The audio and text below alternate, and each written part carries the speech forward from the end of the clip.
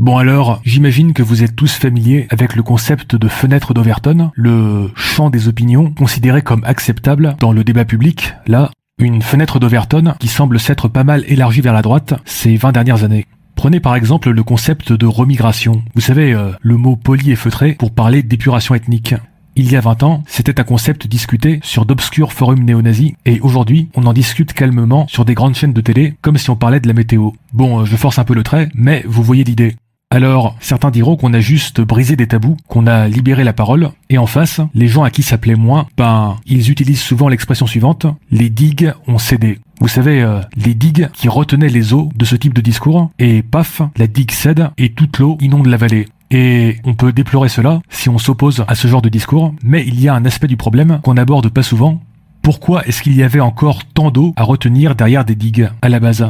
Si vous prenez un repas de famille typique, par exemple, lorsque les digues cèdent, on a l'impression que tonton André se sent enfin autorisé à dire des trucs réacs qu'il pensait depuis une éternité. Et que la digue qui l'empêchait de dire tout ça, c'était juste une forme de pression sociale. Le sentiment que, s'il disait ouvertement ce qu'il pense des étrangers, des homosexuels ou des féministes, il y aurait un coût social à cela. Ce qui le dissuadait de le faire jusqu'à présent. Et on peut déplorer que ce coût social ait disparu, mais du coup, on oublie un peu le fond du problème. Pourquoi est-ce qu'il pensait ça pendant tout ce temps, à la base ?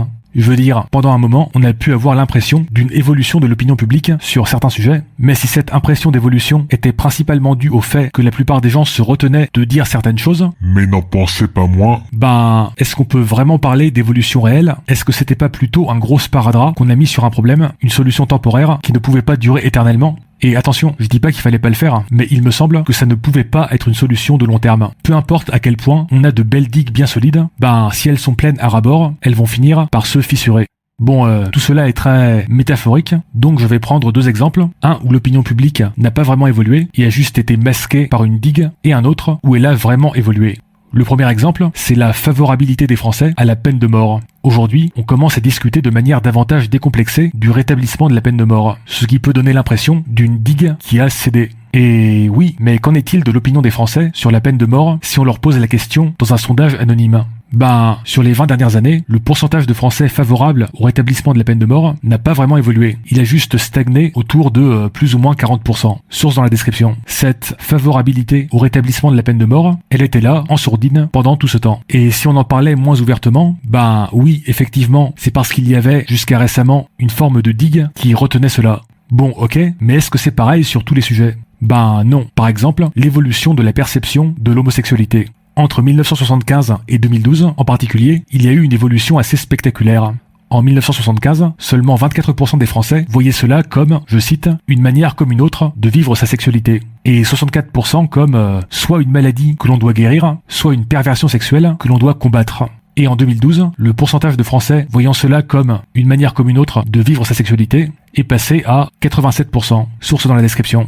Alors, qu'est-ce qui a permis un tel basculement de l'opinion publique ? Très bonne question. Si vous avez des ressources là-dessus, cela m'intéresse. Mais il me semble que si on ne veut pas se retrouver entouré de digues en train de céder, il faut travailler sur cet aspect-là, sur comment est-ce qu'on convainc réellement une majorité de gens d'adhérer à des idées progressistes. Et pas juste sur comment est-ce qu'on intimide suffisamment ceux qui ont les opinions contraires pour qu'ils n'osent pas les assumer publiquement, tout en continuant à les ruminer dans un coin de leur tête.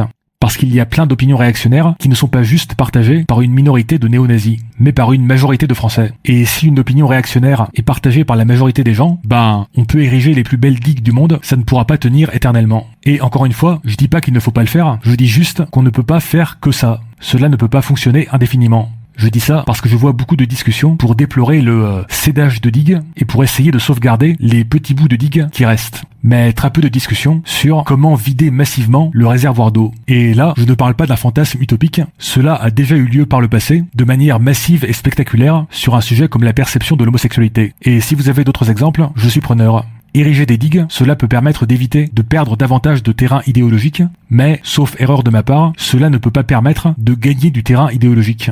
Et du coup, qu'est-ce qui a, par le passé, permis de gagner du terrain idéologique à l'époque où certaines positions progressistes étaient ultra minoritaires et décriées ?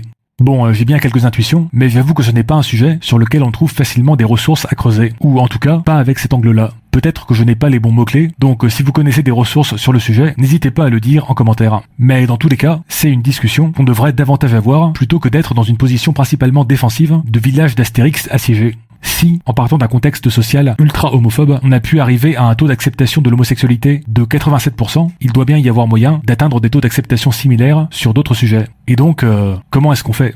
Alors, que pensez-vous de tout ça ? N'hésitez pas à le dire en commentaire.